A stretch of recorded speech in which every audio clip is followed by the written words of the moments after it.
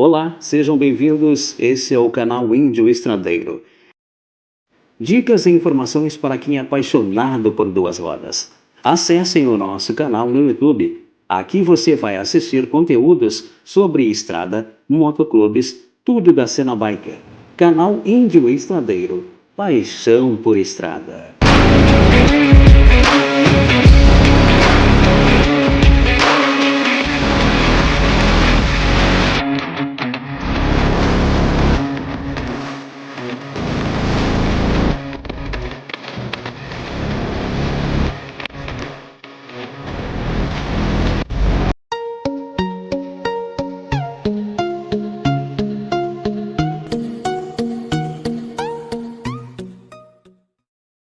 Hells Angels, a gangue de motoqueiros mais perigosa do mundo.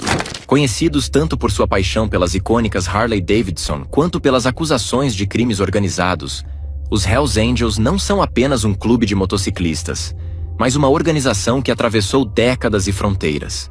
Hoje nós vamos falar sobre o maior clube de motocicletas do mundo, com mais de 6.000 subdivisões espalhadas por cerca de 59 países diferentes. Prepare-se para conhecer o lado fascinante, sombrio e impactante dos Hells Angels. Os Hells Angels surgiram em 17 de março de 1948, em Fontana, na Califórnia, nos Estados Unidos, quando vários pequenos clubes de motociclistas decidiram se fundir. E um nome que se destacou no meio de todos foi Otto Friedli, um homem que, após brigar com membros de sua antiga gangue, Pissed Off Bastards, resolveu criar a sua própria gangue, dando início aos Hells Angels. Esse nome vem direto da Segunda Guerra Mundial, onde as equipes que pilotavam aviões de bombardeio usaram esse apelido para seus pelotões. O Hells Angels Motorcycle Club, em seu início, atuava apenas na região da Califórnia, e ficaram conhecidos por serem contratados como seguranças para shows de bandas de rock, como o Rolling Stones. Esse clube era formado por motociclistas, cujos membros compartilham uma paixão: as motocicletas Harley Davidson. Mas logo, muitos membros começaram a ter problemas com a lei. Conforme o tempo foi passando, os Hells Angels se tornaram o primeiro clube de motociclistas fora da lei autenticado e organizado, contando com vários rankings dentro de seu clube e espalhados pelos Estados Unidos. E apenas se tornou internacional quando eles criaram uma base na Nova Zelândia, em 1961. Em contraste com outros clubes de motociclistas, a organização Hells Angels não é liderada por um presidente nacional ou internacional. Em vez disso, é governada por oficiais regionais, que são escolhidos para representar um coletivo em reuniões mensais.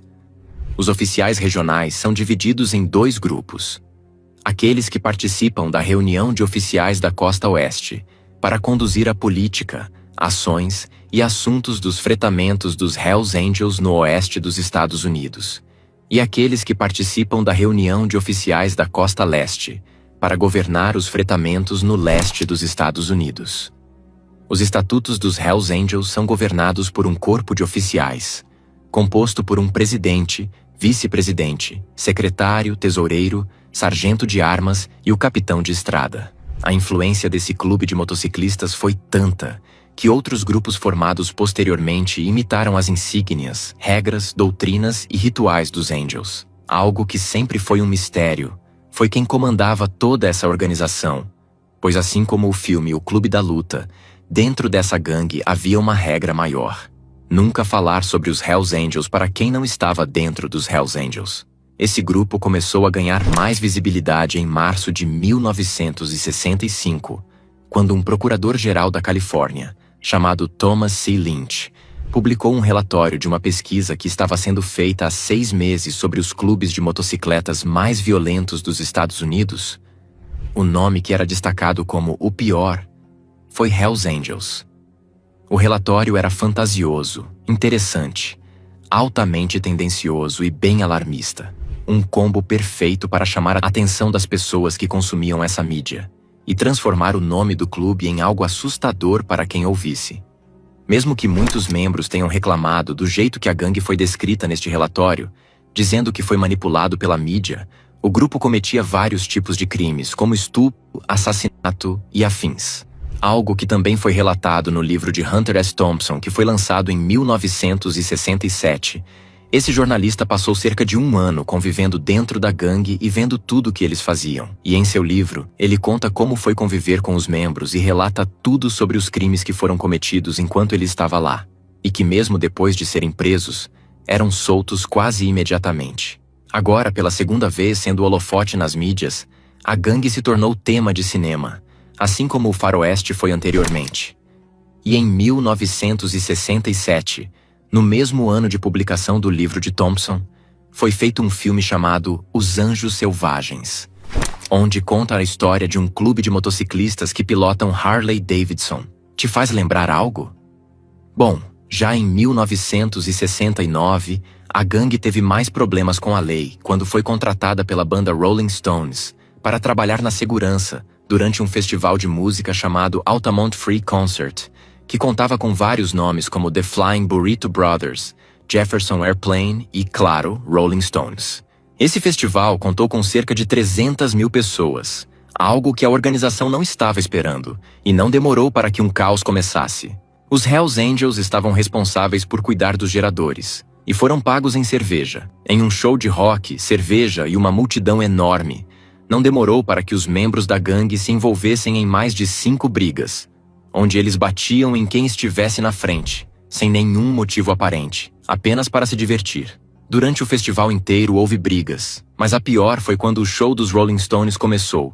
Por ser o fechamento, a maioria das pessoas já estavam bêbadas, inclusive os membros da Hells Angels. E foi quando uma briga generalizada começou. Para manter as pessoas longe do palco, eles se armaram com tacos de beisebol e correntes de motos, ameaçando todos que chegassem perto.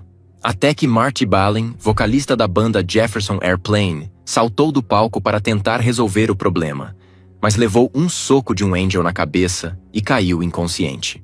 Bom, mesmo com todo esse caos, os shows aconteceram e o festival terminou sem ninguém ter algum tipo de punição.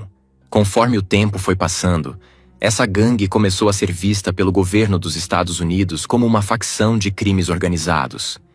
E entre os crimes que os Hells Angels cometiam, o que mais chama a atenção das autoridades até os dias de hoje são o tráfico de drogas, a prostituição e a prática de extorsão, que geralmente é vendida por eles como proteção. Então, os estabelecimentos pagam uma parte do lucro para os Hells Angels, para que nenhuma outra gangue mexam com eles. Um fato curioso sobre essa gangue é que em 1994, em Nova York, as autoridades tentaram fechar uma das sedes do clube, que tinha como fachada um restaurante. Porém, lá era um ponto de venda de drogas. E de acordo com a lei da época, qualquer estabelecimento que vendesse algo ilícito podia ser fechado imediatamente. E eles só escaparam desse desfecho, mudando o ramo daquele ponto, e transformaram o restaurante em uma igreja, algo que na própria lei dizia que não podia ser fechado. E essa igreja recebeu o nome Igreja dos Anjos. Até hoje a influência desse grupo apenas cresce, se espalhando ao redor do mundo, chegando até no Brasil. Tanto o FBI quanto o Serviço de Inteligência Criminal do Canadá classificam o grupo como um dos 4 grandes bandos de motocicletas a combater, cujos membros agem com grande violência e sem pensar nas consequências. Membros da organização alegam continuamente que eles são apenas uma equipe de motociclistas entusiastas, que apenas se reúnem para viajarem de motocicleta, organizar eventos sociais, organizar festas e comitivas de motocicletas. Mas todos sabem que não para aí. O emblema dos Hells Angels, por sua vez, é denominado estandarte, e consiste em remendos bordados na forma de um crânio alado com um capacete de motociclista. Logo abaixo das asas do emblema estão as letras MC.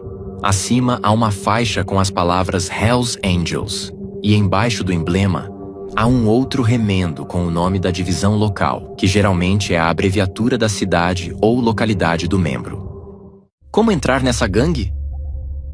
Os Hells Angels possuem uma aparência muito cativante e chamam a atenção de muitas pessoas que também têm essa paixão por motocicletas. Porém, para entrar nesse clube não é nada fácil, já que exige muita dedicação e coragem para aqueles que tentam entrar, fora o tempo que se leva. Além de apenas poder entrar com um convite, existem uma série de regras a serem seguidas mesmo antes de entrar para o clube. E essas regras são: ser um amante de motocicletas, ser proprietário de uma moto feita por marcas americanas como a Harley Davidson, não possuir em seu histórico criminal algum crime contra crianças e nunca ter sido um policial ou carcereiro.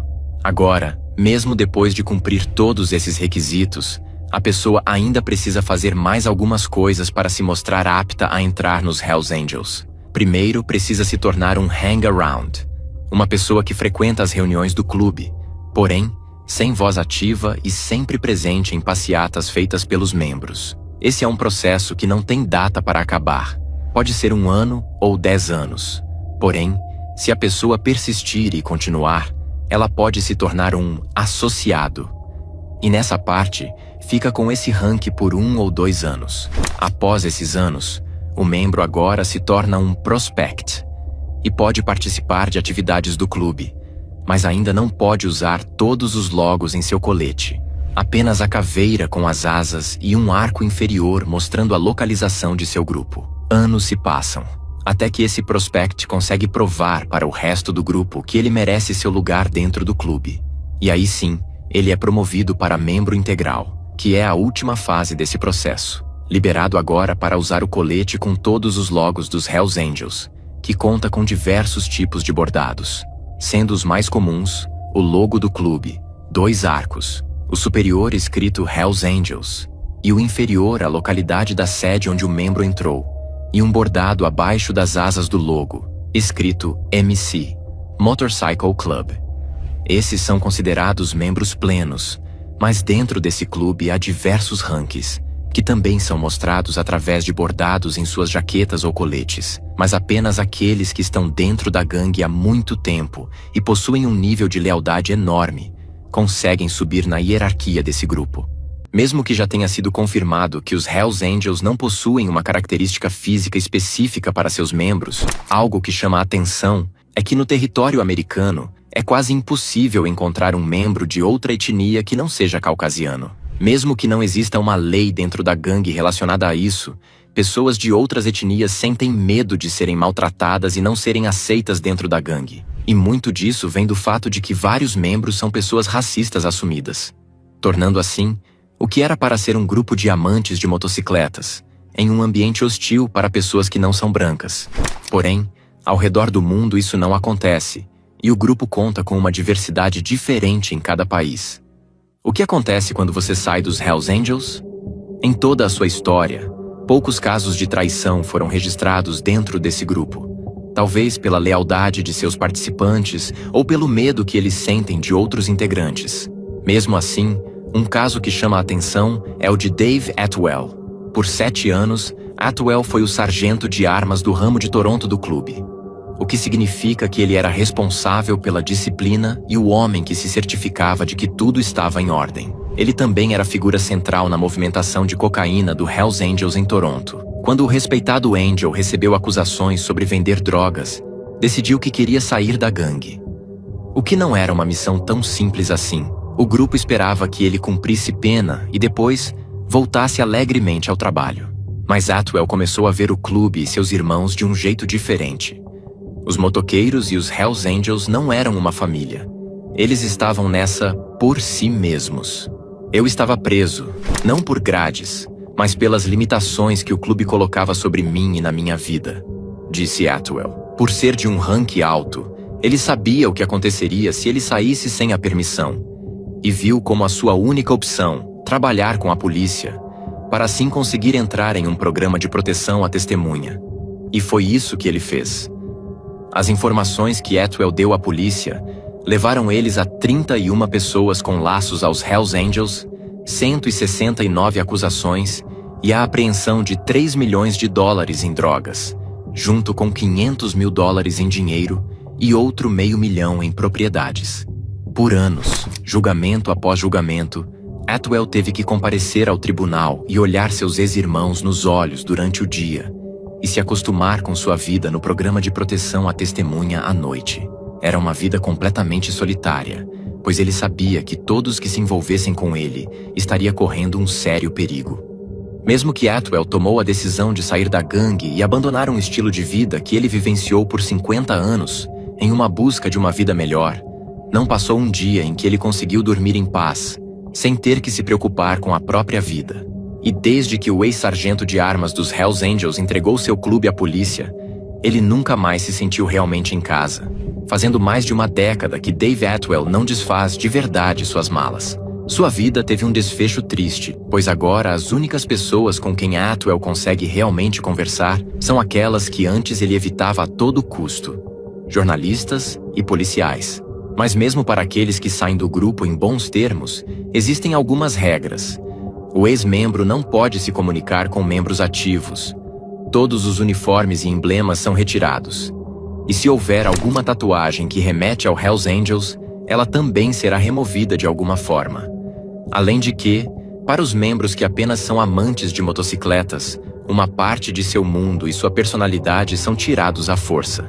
Mesmo sendo um dos maiores nomes quando se trata de clube de motociclistas, os Hells Angels tiveram em sua história diversos encontros com outras gangues que não aceitavam com facilidade o seu reinado.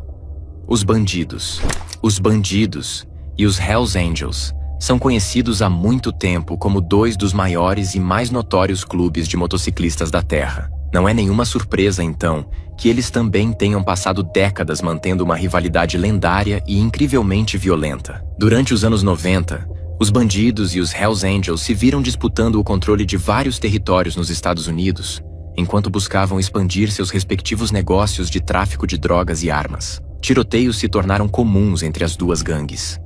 Em março de 1996, membros de ambas as gangues foram reservados nos mesmos voos para uma conferência de motociclistas na Europa. Quando os bandidos chegaram ao aeroporto de Copenhague, os Hells Angels estavam prontos e esperando para emboscá-los. Meia dúzia de Hells Angels abriram fogo contra os membros da gangue rival no estacionamento do aeroporto, matando um e ferindo 3. Isso desencadeou uma guerra total entre os dois clubes de motociclistas. Poucos meses depois, os bandidos planejaram se vingar em uma festa no clube Hells Angels, com a presença de mais de 150 membros e não membros. Não houve nada especialmente sutil em sua retaliação. Os bandidos lançaram uma granada dentro do clube, matando 2 pessoas e ferindo outras 19. Eventualmente, as coisas ficaram tão intensas que os líderes de ambas as gangues pediram uma trégua, pois perceberam que a violência não era boa para os negócios.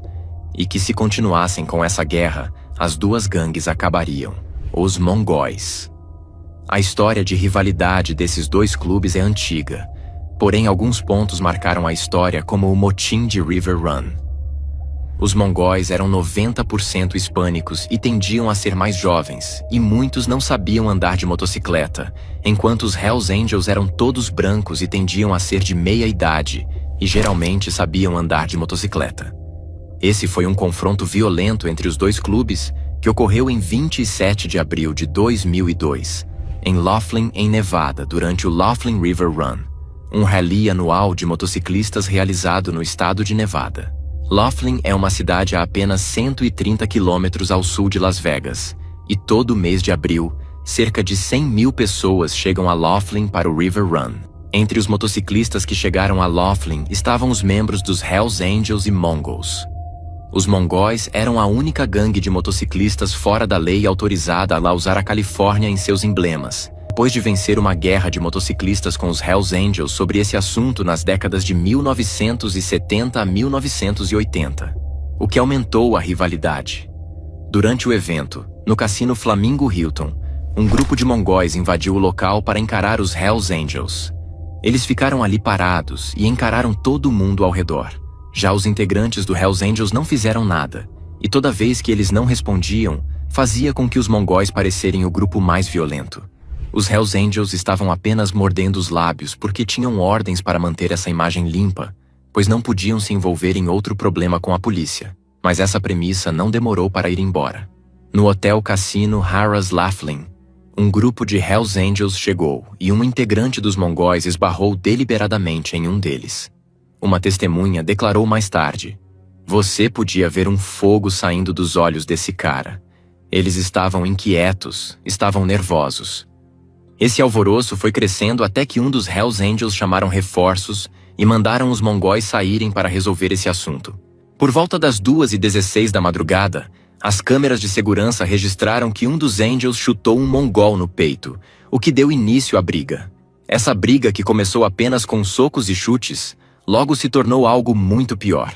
Foram usadas armas de fogo, chaves inglesas, martelos e facas. O hotel se transformou em uma cena que parecia ter saído de um filme de terror. O carpete estava completamente sujo de sangue. Pessoas estavam se escondendo atrás de qualquer coisa que podiam achar. E no final desse confronto, foram encontradas 14 armas, 107 facas, 2 martelos, 2 chaves inglesas e 9 lanternas. O integrante dos mongóis, Anthony Barrera, de 43 anos, foi morto esfaqueado, e 2 Hells Angels, Jeremy Bell, de 27 anos, e Robert Tumilty, de 50, foram mortos a tiros, porém muitos outros saíram gravemente feridos dessa confusão. Esse ataque teve repercussões jurídicas, e em 23 de fevereiro de 2007, os membros dos Hells Angels, James Hannigan e Rodney Cox, foram condenados a 2 anos de prisão por seus respectivos papéis no incidente. Já os advogados dos Hells Angels afirmaram que esse ato foi apenas de legítima defesa e que os membros da gangue estavam tentando se defender de um ataque planejado pelos mongóis. Independente de quem estava contando a verdade, a rivalidade dessas duas gangues é algo que apenas cresceu depois desse incidente. Bom, os Hells Angels passaram de um simples clube de motociclistas e se tornaram uma organização que, ao longo de décadas, construiu um legado recheado de histórias controversas, confrontos violentos e crimes, mas também uma cultura única que fascina e intriga. Seja pela paixão inegável por motocicletas, pelos símbolos que representam um estilo de vida fora da lei, ou pela aura de mistério que cerca a organização, os Hells Angels continuam a inspirar medo, respeito e curiosidade ao redor do mundo. Se a história dos Hells Angels nos ensina algo, é que esse grupo é muito mais complexo do que aparenta. Um símbolo de rebeldia para uns, um perigoso cartel para outros, os Hells Angels são uma força que deixa um impacto, seja onde estiverem. E o que o futuro reserva para essa organização? Isso é algo que só o tempo dirá.